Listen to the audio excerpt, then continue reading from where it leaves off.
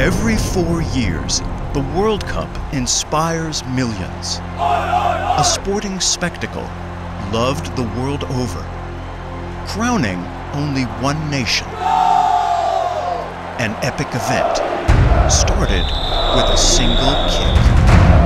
But the 2014 World Cup won't be kicked off by the likes of Cristiano Ronaldo or Lionel Messi. No, rather by a person whose body will do the impossible. Impossible because they're a paraplegic. Over their Brazilian soccer jersey, a volunteer with the Walk Again project will start the World Cup with a ceremonial first kick. They will be suited with an exoskeleton that takes cues from the user's brain activity to power his or her steps forward. Steps that could lead to a future devoid of devices like wheelchairs. Steps that lead back along a path begun nearly 2 decades ago with a National Science Foundation grant. Dr. Miguel Nicolelis, a neurobiologist at Duke University, and his colleagues set out to study how neurons in the cerebral cortex, the outermost layer of the brain, are involved in motor learning. The researchers first taught monkeys a behavior. For this, they picked a reaching motion. For an entire year, they recorded data from 50 to 100 brain neurons using electrodes implanted in the part of the cortex that is involved in moving the arm and the hand. These recordings illuminated something essential.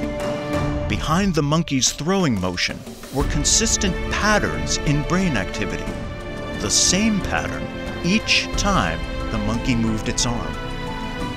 With this data, the team developed a brain-machine interface, a system that interprets what a user wants from their brain activity, and then turns that activity into commands that can control everything from a cursor on a computer screen to the movements of a robotic arm.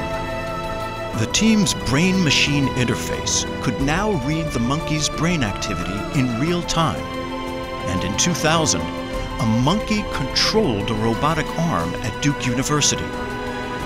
And later, a robotic arm 700 miles away at MIT.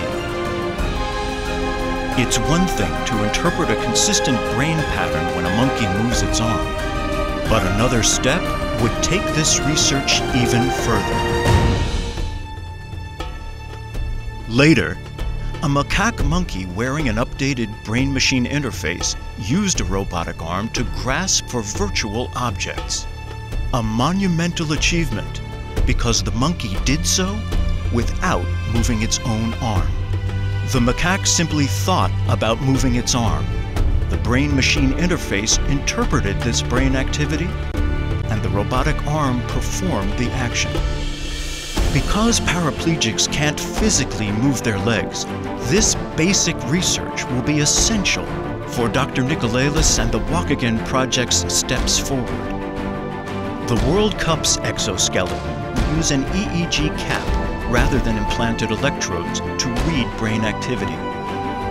The patterns will be interpreted by computer algorithms, and the exoskeleton's hydraulic pumps will power it forward. For a moment, the world will catch just a glimpse of the potential for how this research and technology could transform lives. With every second that ticks away, fans beg and hope for that one miraculous kick to celebrate their nation. This year, the whole world will rejoice.